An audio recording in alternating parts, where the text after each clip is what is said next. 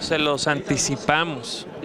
Nosotros con toda claridad dijimos que si no se tomaban decisiones oportunas, México iba a estar en una situación difícil de crisis. Lo dijimos claro y lo dijimos fuerte.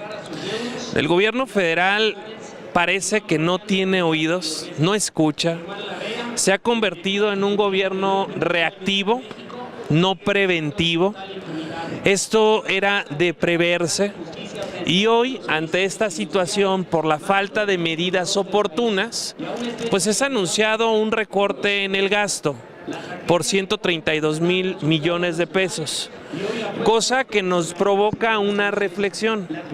¿Qué es lo que va a ocurrir en el país si estas medidas no son suficientes? Nosotros hemos dicho que se quedaron muy cortos. Para que funcione el recorte del gasto y para que funcione el incremento de tasas, además hay que parar el déficit y hay que parar la deuda.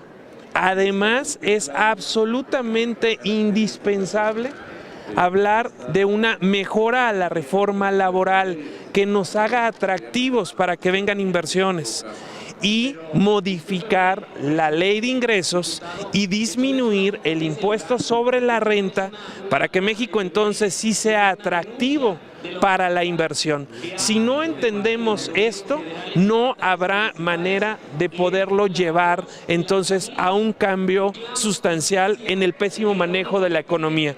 El pasado miércoles se ha convertido en el miércoles negro en la historia del México reciente. Nosotros le entregamos al PRI un país con una economía creciente. Nosotros le entregamos al PRI un dólar que valía 12 pesos. Solo en 3 años, ellos pasaron a un dólar de 20 pesos por dólar y pasamos a una crisis económica. No anticipamos, lo denunciamos, lo señalamos, hicimos propuestas y nuestras propuestas siguen siendo las mismas. Requerimos reducir el impuesto sobre la renta si queremos que México sea atractivo para la inversión. No es generando más CETES, que es lo que está haciendo el gobierno federal, generar deuda con altos intereses, y estos son recursos peregrinos que así como llegan se van, y por eso estamos en la situación en la que nos encontramos.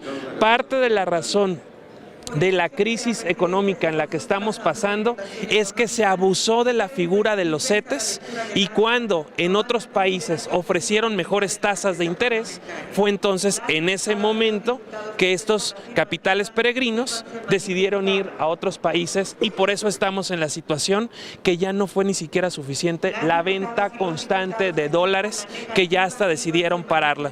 Nosotros vamos a exigir con claridad que se nos informe qué es lo que se va a hacer. ¿Qué es lo que se va a hacer con la empresa petrolera? Necesitamos que discutamos de fondo cuál es el futuro que se le ve a esta empresa. Vamos a reactivar la comparecencia del nuevo titular de la empresa mexicana de petróleo para que nos vengan y nos expliquen cuál es el futuro, cuál es la reingeniería que se va a hacer, cómo se va a operar todo el país y particularmente en los estados donde la empresa petrolera tiene operación importante. Esto puede llevarlos a una crisis económica también, porque también hay mucha economía secundaria que depende de Pemex en algunos estados de la República. Por ello, queda acreditado. El PRI gobierno no sabe de economía, lo señalamos, y nosotros como primer fuerza de oposición en este país tenemos la responsabilidad de denunciar y denunciar fuerte que se están equivocando y de hacer propuestas. Esperamos que el gobierno de la República tenga oídos, que ahora sí escuche y que no solamente quiera corregir a medias. Las modificaciones anunciadas, el recorte anunciado no basta, se queda corto. Si no se hacen modificaciones en las leyes laborales y si no disminuimos el impuesto sobre la renta y si no paramos el déficit y el endeudamiento, las medidas que tomó el gobierno federal no servirán para nada. Nosotros estamos de acuerdo en la medida. Sin embargo, hemos dicho que no es suficiente.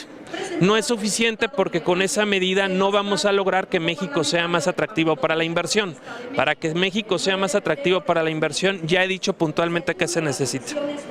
Nos debe dar información puntual. Primero, de qué es exactamente los rubros en los que se van a recortar estos 132,000 millones de pesos. Se nos ha dicho que 100,000 millones serán en Pemex. Queremos saber exactamente en qué de Pemex es donde se va a recortar y los otros 32,000 millones dónde se recortarán. Pediremos información puntual, además de qué se van a hacer con los 2,500 millones de euros que se están solicitando en deuda a través de bonos. ¿Para qué se está pidiendo más deuda? Estamos mandando señales contrarias a las que la economía requiere para generar confianza. Por un lado recortas el gasto, que está bien, pero por el otro lado pides más deuda, que está muy mal.